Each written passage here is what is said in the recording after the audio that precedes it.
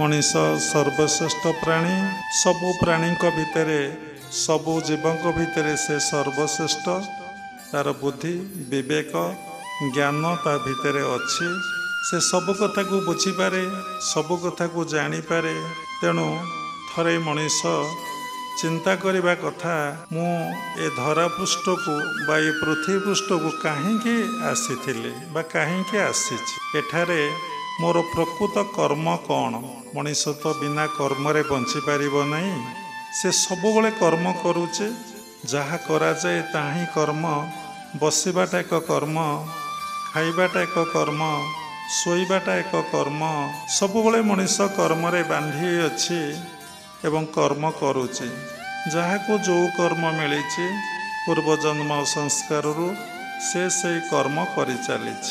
मनीष किंतु जहा चाहे ता प्राय पाए नहीं।